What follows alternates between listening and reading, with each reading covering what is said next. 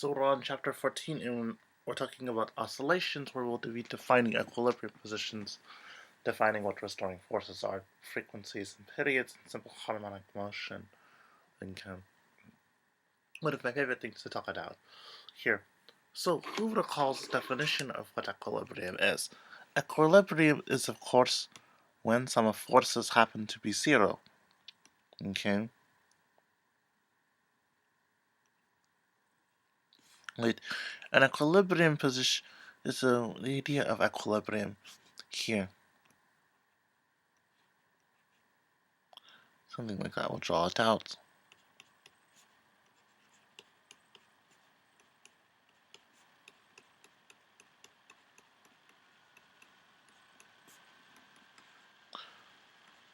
Right, that's the idea of equilibrium. The balance, the idea of balance. Okay? The idea of balance. The idea of balance is what equilibrium is. Now, imagine, if you will, a situation where we have a ball, let's see, something like this, like a ball, on a spherical kind of ramp, something like that. It kind of looks ugly.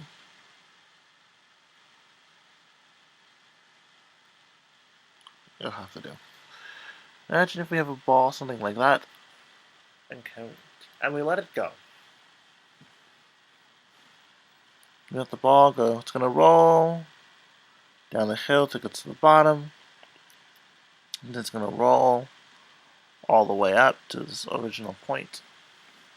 And let's assume that this ramp has no friction at all. So it makes it a little bit easier. So it will go fully to this original position. So the positions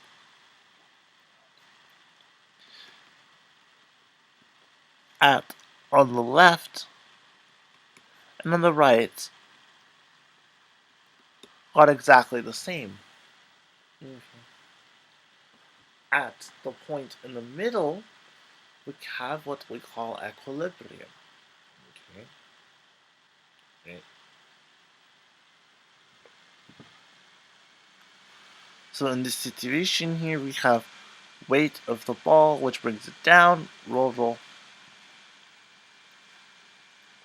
At this point in the middle, we have equilibrium. Okay.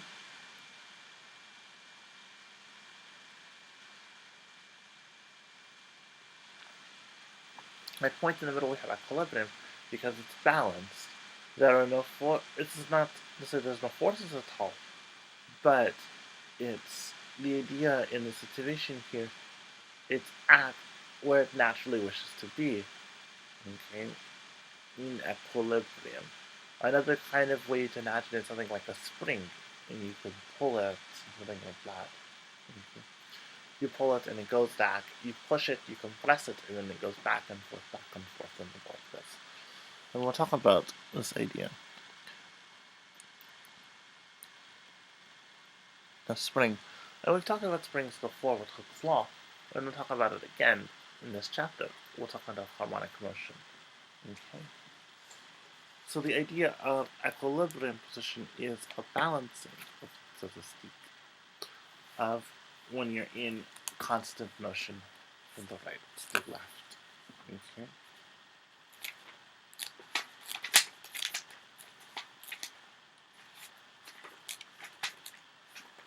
So I want everyone open the textbook to page 445, and we'll talk about it. Okay. Now,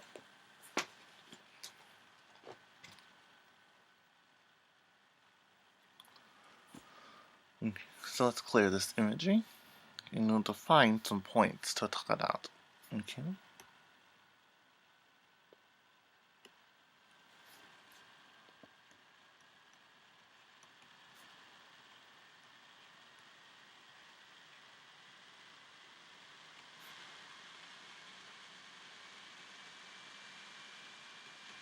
Okay. The definition of equilibrium position, which is here in your text, is of course the position where the sum of forces is zero. Okay.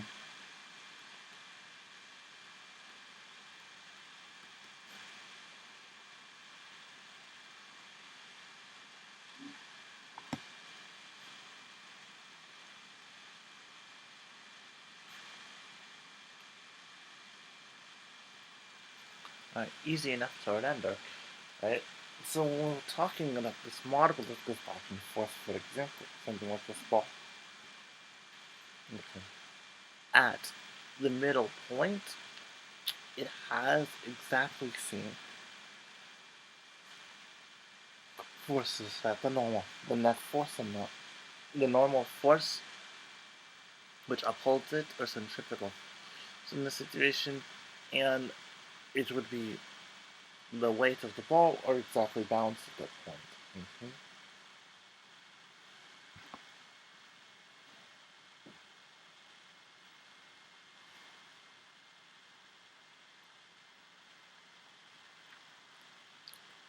Mm-hmm. So in this situation that we showed you here, our equilibrium position is at this point where the normal and the weight of the ball are exactly the same. Mm-hmm. And interestingly, it goes exactly into the idea of restoration force or restoring forces. Okay. What I mean by that is that anything that seeks to make equilibrium happen we'll call restoring force. I talked about Hooke's law earlier and what it is.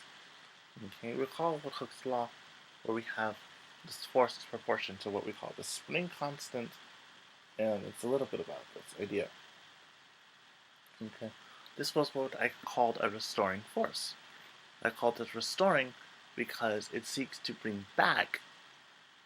It seeks to bring something to equilibrium. It's the natural. That's what we call a restoring force. A force that brings something to equilibrium or wants it. Okay.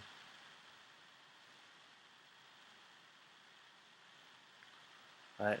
So the idea being with the idea of being with a restoring force is that when the further away from equilibrium I am, the higher or the bigger the force that happens to maintain the equilibrium. Okay, I'll write it down. So,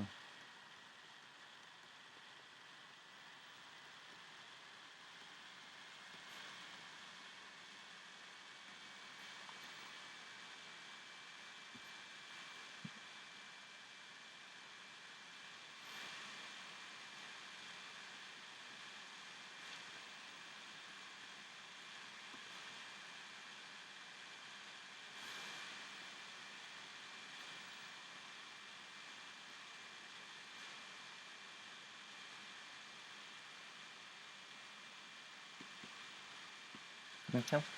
So the force that seeks to restore equilibrium. Alright. So the further away from equilibrium something is, the bigger this restoring force is. Okay. And the restoring force is, of course, not some special force. It will act as whatever force happens to be. We'll be talking a lot about the spring forces here in this chapter, so that's what it'll be. And sometimes we call this idea oscillation. Okay?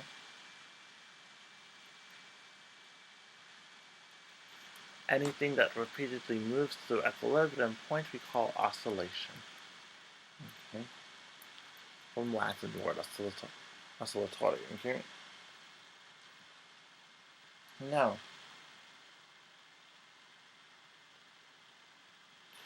okay, something important to understand about this notion is that it's repeating itself.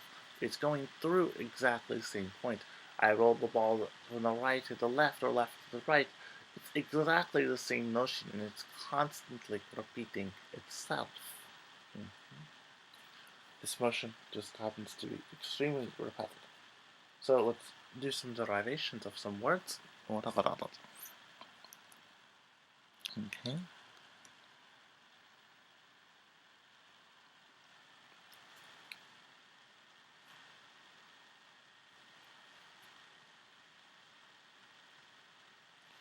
Alright, in your EKG or something, your ECG, something like this.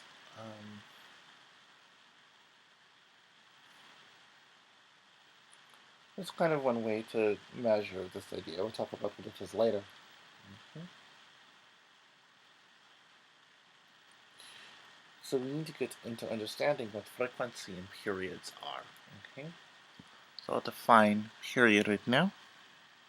It's not that time of month at all. It's not like it is.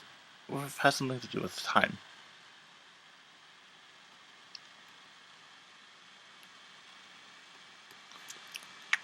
Period is the length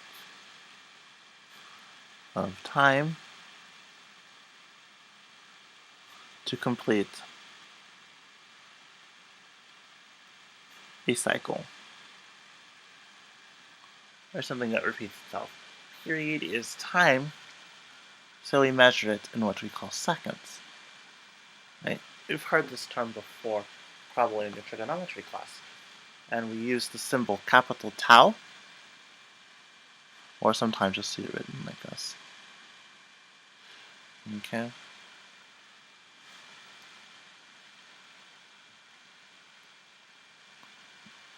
You'll see capital T, capital tau, something like that. Okay? We use that for time. And of course, the word period derives from the Greek word peri, which means around something. Right?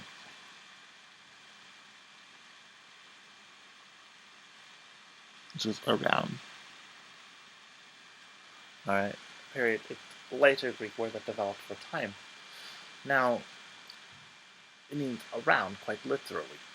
So, we're talking about motion that goes around, in this case, a circle. Okay, in this case, a circle, or any kind of closed path, going around a closed path in this case.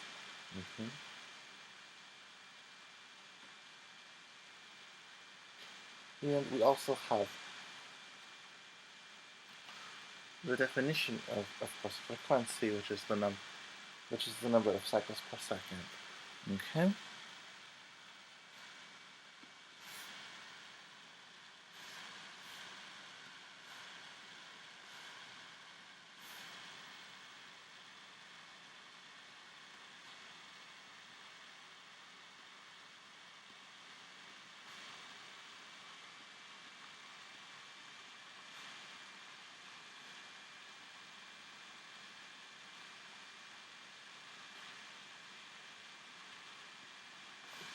Right.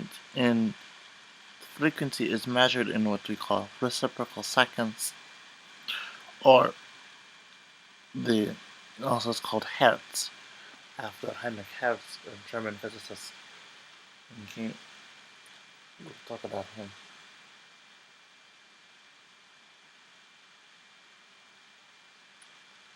Seconds as a number of cycles per second. And of course, the symbol for frequency is F, lowercase. F. In some textbooks, you'll see Greek letter nu used for it. Not. We use F for frequency. Okay, we don't use nu for frequency unless sometimes we're referring to, I don't think they travel at exactly the speed of light. But that's kind of the idea here. And of course, the relationship can be expressed as follows. Okay.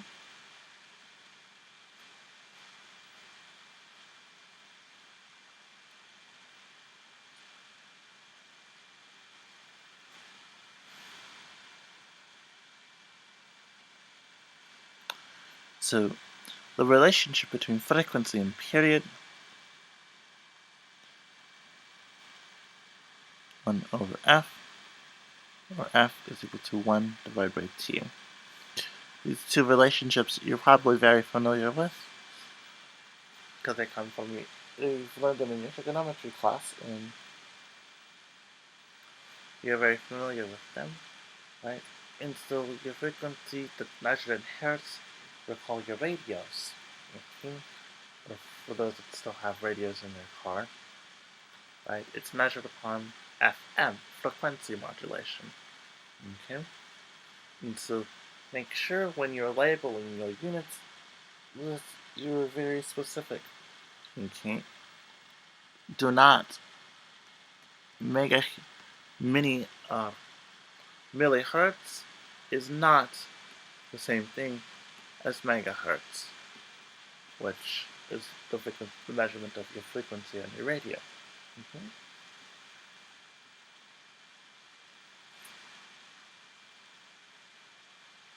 Please don't mess it up. Okay. Make sure you use the correct labels when you have to do different units.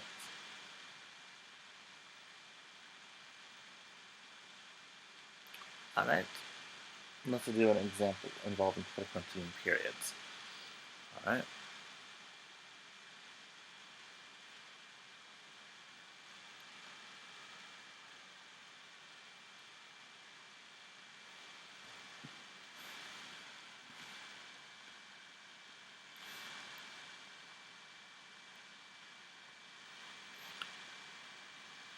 The frequency of KROQ is 106.7 megahertz.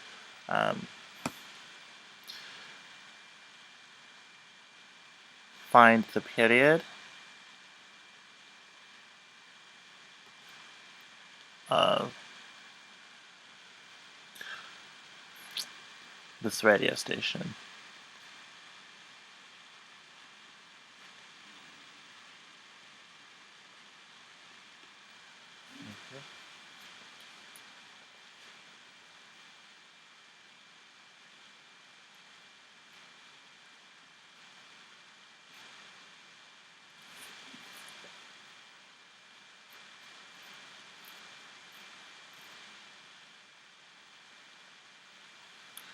So our solution for this problem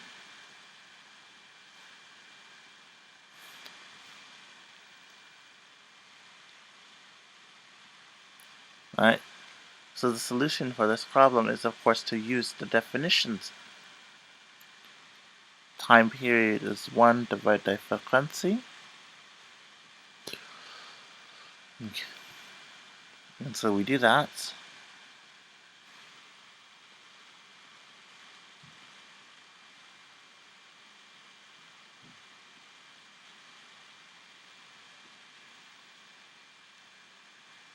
And recall that the megahertz is times 10 to the 6. Okay.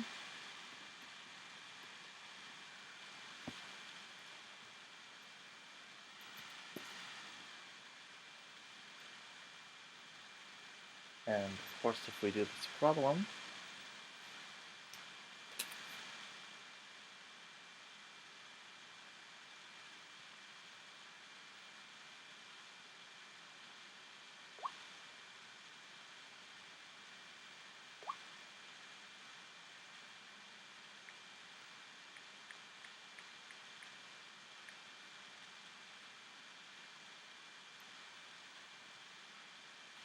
then we end up with, if we do this correctly,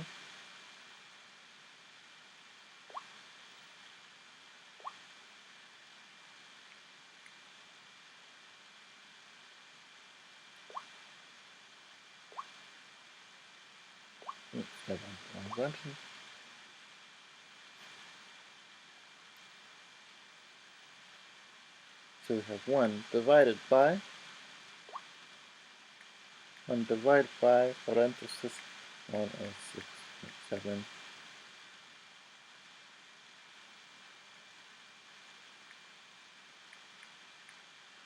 10 to the 6 hertz is 0.0094. So our answer period t is equal to 1, 2, 3, 0.123, 1, 2, 3, 4, 5, 6, 7, 8, 2, 3, 4, 5, 6,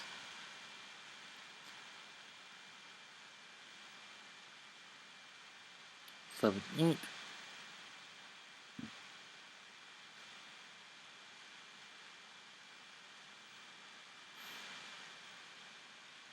9, 4. So something like that. And this is in seconds like this. Okay. Or nanoseconds, as another way to put it. Okay. But we'll leave it in seconds like this. So in other words, it's a process that happens extremely quickly. Okay. This is a fairly simple section. We don't need to do attention on it. Okay.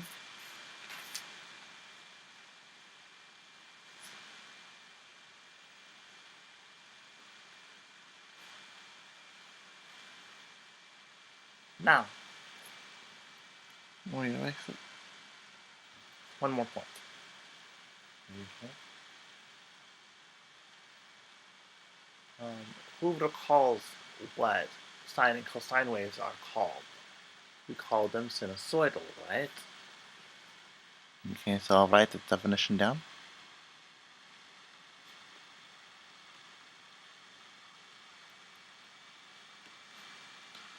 Is any wave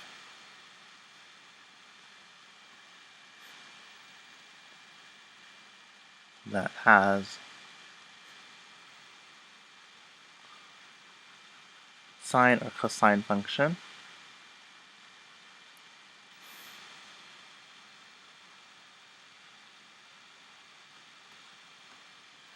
and who recalls the difference between sine and cosine? All of you, right? Recalls that sine function begins at origin. This is y equal to sine of theta. And we recall that cosine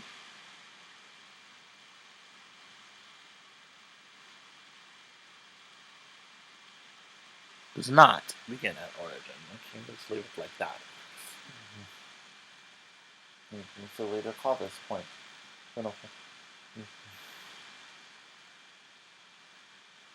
And this is what we'll be studying in this chapter, this idea of simple harmonic motion, which is the oscillations that follow these rules of sine and cosine.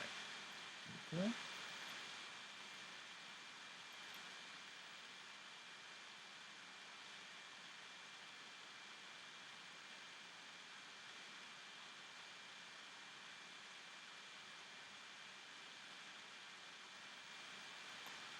Okay, and this is the definition of simple harmonic motion.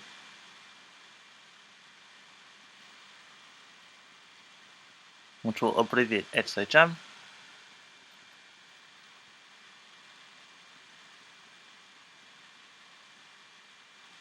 The oscillations that follow sinusoidal curves. Okay? So any oscillation that follows a sinusoidal curve will be called simple harmonic motion in this case. Okay?